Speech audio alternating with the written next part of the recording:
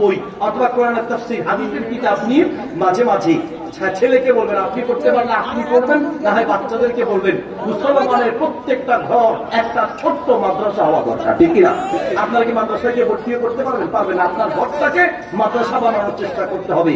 জানেন পৃথিবীতে সবচেয়ে বেশি ষড়যন্ত্র শিক্ষার ব্যাপারে ষড়যন্ত্র, আর সেই ষড়যন্ত্র ইসলামী শিক্ষার ব্যাপারে। স্কুল কলেজ ভার্সিটিগুলোতে ইসলামের শিক্ষা নাই করে দেওয়া হচ্ছে, কোরআনের শিক্ষা নাই করে দেওয়া হচ্ছে। আমাদের দেশে একটা পরিবর্তন হয়েছে, আমরা চাই এদেশের মাটিতে আরেকটা পরিবর্তন হোক। সেই পরিবর্তন হোক স্কুল কলেজ ভার্সিটিগুলোতে আল্লাহর কোরআনের শিক্ষা বাধ্যতামূলক করা হোক, নবীর হাদিসের শিক্ষা বাধ্যতামূলক করা হোক, নবীর ইতিহাস সিরাত বাধ্যতামূলক করা হোক। তাহলে বাংলাদেশের স্কুল কলেজ ভার্সিটি থেকে আর কোন জালেম মাথা উঁচু করে দাঁড়াতে পারবে না, ঠিক কিনা? শেষ পর্যন্ত বসবেন, কোন মুসাফা উঠা বসা কিচ্ছু দরকার নেই। আসসালামু আলাইকুম ওয়া রাহমাতুল্লাহি ওয়া বারাকাতুহু। আলহামদুলিল্লাহ, ধন্যবাদ মাওলানা শায়েখ মোহাম্মদ আলী সাহেবকে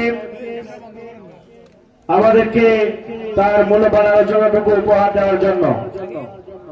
সম্মানিত উপস্থিতি, আমরা দেখতে পাচ্ছি আমাদের আজকের মাহফিলের যিনি শিরোমণি প্রধান বক্তা মুহাদ্দিস রফিকুল্লাহ আফসারী সাহেব আমাদের মাঝে এসে উপস্থিত হয়েছেন।